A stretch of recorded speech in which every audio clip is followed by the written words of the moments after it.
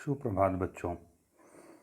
आज हम सब कक्षा 10वीं की क्षितिज पाठ्य पुस्तक से वैद्यनाथ मिश्र नागार्जुन की रचना यह दंतुरित मुस्कान और फसल का अध्ययन करेंगे।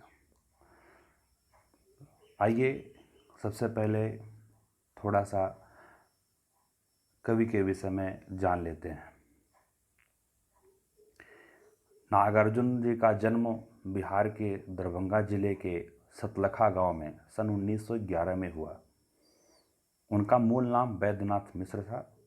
आरंभिक शिक्षा संस्कृत पाठशाला में हुई। फिर अध्ययन के लिए वे बनारस और कलकत्ता गए।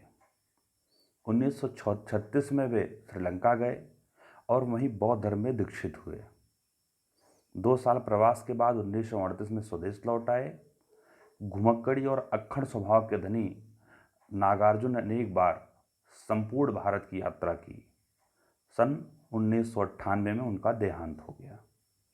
उनकी कुछ प्रमुख कृतियां हैं: युगधारा, सतरंगी पंखों वाली, हजार हजार बाहों वाली, तुमने कहा था, पुरानी जूतियों का कोरस, आखिर ऐसा क्या कह दिया मैंने, मैं मिलिट्री का बूढ़ा घोड़ा इत्यादि अनेक अनेक प्रकार की रचनाएं आदरणीय वैद्यनाथ मिश्र जी द्वारा की गई हैं। आइए मेरे प्यारे बच्चों, अब हम लोग चलते हैं यह दंतुरित मुस्कान। जैसा कि पाठ के नाम से ही स्पष्ट है, दंतुरित मुस्कान यानी किसी छोटे बच्चे की बात हो रही है। दंतुरित मतलब छोटे छोटे दांतों वाली मुस्कान, जो दांत अंकुरित हो रहा हो, निकल रहा हो। तो ऐसा कैसे? छोटे बच्चे का ही हो सकता है। आप इस चित्र में, दोनों चित्र में देख रहे होंगे, एक ये व्यक्ति और ये दो लोग, एक छोटा सा बच्चा है, उसको रिझाने का प्रयास किया जा रहा है। उसके छोटे छोटे दांतों को देखकर, उस मुस्कुराहट को देख करके मंत्रमुग्ध हो रहे हैं। इसी पर आधारित है यह दंतुरित मुस्कान कविता। यह कविता वात्सल्य रस की है। इसमें दांत निकलते एक शिशु की मुस्कान का मनमोहक चित्रण हुआ है। कवि बच्चे की मुस्कान पर मुग्ध होकर कहता है कि उसकी मुस्कान मुर्दे में भी जान डालने वाली है। इस प्रकार से अनेक बिंबों का प्रयोग कवि ने इस रचना में किया हुआ है। चलिए बच्चों, हम सब अपनी रचना को पढ़ते हैं। प्यारे बच्चों, रचना को पढ़ने से पहले कुछ शब्दों की ओर ध्यान दे देते हैं। कुछ कठिन शब्द हैं जिसके अर्थ दिए गए हैं। दंतुरित, बच्चों के नए नए दांत। दंतुरित मतलब बच्चों के नए नए दांत। धूल धूसर गात मतलब धूल अथवा धूल और मिट्टी से सने हुए अंग, शरीर। धूल धूसर, धूसर में सने हुए, गात मतलब शरीर। जलजात मतलब जो जल में पैदा हो। तो ऐसा क्या? कमल का फूल, कमल का फूल। अनिमेष, अनिमेष मतलब अपलक, बिना पलक गिराए हुए, झपकाए हुए लगातार। इतर, इतर का मतलब होता है दूसरा। मधुपर्क, एक शब्द इसमें आया है मधुपर्क। दही, घी, शहद, जल और दूध का योग जो देवता और के सामने रखा जाता है। आम लोग में इसे लोग पंचामृत कहते हैं। जब सत्यनारायण भगवान की पूजा होती है तो वहाँ पर पंचामृत बनाया जाता है, इसीलिए जो भगवान को भोग लगाया जाता है उसी को मधुपर्क कहा जाता है। कनखी, कनखी का मतलब होता है तिरछी निगाहों से देखना। छविमान का मतलब होता है सुंदर। छविमान का मतलब क्या होता है? सुंदर। चलिए हम सब अब रचना की ओर चलते हैं। तुम्हारी यह दंतुरित मुस्कान मृतक में भी डाल देगी जान। धूल धूसर तुम्हारे ये गात, छोड़कर तालाब मेरी खोपड़ी में खिल रहे जलजात। यह तुम्हारी यह दंतुरित मुस्कान। यह दंतुरित मुस्कान, कवि एक छोटे से बच्चे पे, एक नन्हे शिशु के मुस्कान पर प्रसन्न होकर, मुग्ध होकर कह रहा है, तुम्हारी जो ये छोटे छोटे उगते हुए दांतों वाली जो मुस्कान है, दंतुरित मुस्कान, निकलते हुए दांतों वाली जो मुस्कान है, वो क्या करेगी? मृतक में भी डाल देगी जान। वह मुर्दे में भी जान डाल सकती है। मृतक मतलब मुर्दा, जो मर गया हो। मृतक में भी डाल देगी जान। वह मुर्दे में भी जान डाल सकती है। यानी अगर कोई व्यक्ति हताश अथवा निराश हो तो यह क्या कर सकती है, यह जान डाल सकती है। तो वही बात, अगर कोई व्यक्ति उदास निराश हो, बेजान हो, तो उसके अंदर भी यह जान डाल सकती है। फिर क्या, धूल धूसर तुम्हारे ये गात। धूल धूसर मतलब धूल से सने हुए, धूल शरीर में जो धूल लगा हुआ है, यानी धूल से सने हुए जो तुम्हारे ये शरीर हैं। गात मतलब होता है शरीर। धूल में जो सने हुए शरीर को जब मैं देखता हूँ, कवि कह रहा है जब तुम्हारे धूल से सने हुए शरीर को मैं देखता हूँ तो क्या होता है, छोड़कर तालाब मेरी झोपड़ी में खिल रहे जलजात। यानी तो ऐसा लगता है मानो जलजात मतलब क्या बताया गया, कमल, आगे लिखा है ना कमल। मानो कमल के फूल तालाब में नहीं बल्कि हमारी झोपड़ी में खिल उठे हों। छोड़कर तालाब को छोड़कर मेरी झोपड़ी में, हमारी झोपड़ी में क्या खिल रहे हों, कमल तालाब में खिलना छोड़कर हमारी झोपड़ी में खिल रहे हों। फिर क्या, परस पाकर तुम्हारा ही यह प्राण पिघलकर जल बन गया होगा पाषाण। अरे वो छोटे से शिशु, तुमको छू करके, तुम्हारा स्पर्श पा करके ही, परस पाकर मतलब स्पर्श, तुम्हारा स्पर्श पा करके ही, परस मतलब स्पर्श, छुअन, तुमको छूने मात्र से ही, तुमको छू करके ही तुम्हारा ही प्राण, तुमको यानी तुम्हारा ही प्राण, परस पाकर मतलब छू करके, क्या, तुम्हारा ही प्राण यानी तुमको ही छू करके पिघलकर जल बन गया होगा पाषाण। यानी ये चट्टाने, पाषाण मतलब पत्थर, ये पत्थर पिघल करके जल बन गई होगी।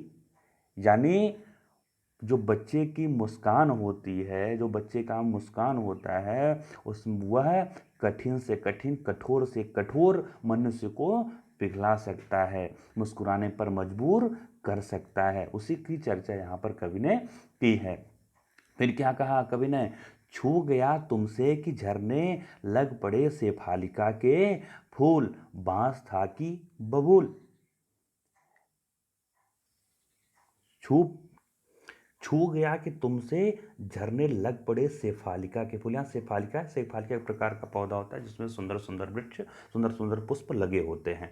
फिर कवि कह रहा क्या, छू गया तुमसे कि झरने लग पड़े शेफालिका, यानी तुमसे स्पर्श पाकर के ही शेफालिका के पुष्प झड़ने लगते हैं, फूल गिरने लगते हैं। चाहे फिर क्या, बांस था कि बबूल, चाहे वह बांस का पौधा हो, पेड़ हो, या बबूल का कांटेदार वृक्ष, कोई भी हो, यदि तुमसे स्पर्श प्राप्त करता है, स्पर्श पाता है, तो उससे शेफालिका के फूल झड़ने लगते हैं, गिरने लगते हैं। फिर कभी कह रहा है, तुम मुझे पाए नहीं पहचान, तुम मुझे पाए नहीं पहचान, देखते ही रहोगे अनमेष। कवि क्या कह रहा है, लगातार बच्चा, छोटा सा शिशु जो है, लगातार कवि की ओर देख रहा है। उसको देख करके कवि बोल रहा है कि तुम मुझे पाए नहीं पहचान, ए शिशु, ए बच्चे, तुम मुझे पहचान नहीं पाए, देखते ही रहोगे अनमेष। अनिमेष का मतलब लगातार, अपलक, बिना पलक गिराए हुए, तुम मुझे लगातार अपलक देखते ही रहोगे, थक गए होगे।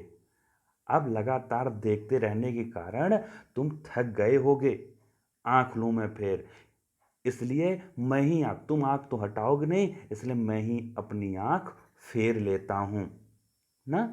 तुम मुझे पहचान नहीं पाए, हाँ, तुम लगातार ऐसे ही देखते रहोगे, थक गए होगे, इसलिए मैं ही अपनी आंखों को फेर लेता हूं, इसलिए मैं ही अपनी आंखों को, क्या हुआ यदि हो सके परिचित न पहली बार।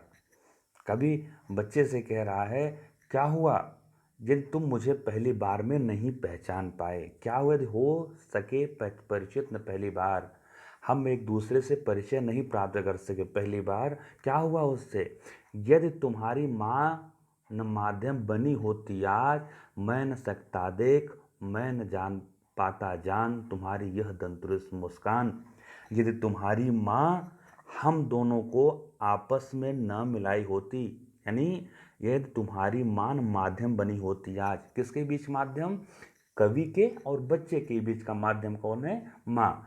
तो यदि तुम्हारी माँ आज माध्यम न बनी होती, हमारे और तुम्हारे बीच का माध्यम न बनी होती, तो न मैं तुमको देख सकता था और न ही मैं तुमको जान पाता, और न ही तुम्हारी यह दंतुरित मुस्कान को देख पाता अथवा जान पाता। इस तुम्हारी छवि को, सुंदर रूप को न देख पाता न जान पाता।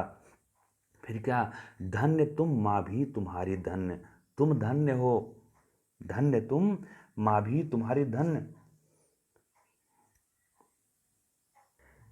धन्य तुम माँ भी तुम्हारी धन्य, तुम भी धन्य हो, सम्मान के योग्य हो। क्यों?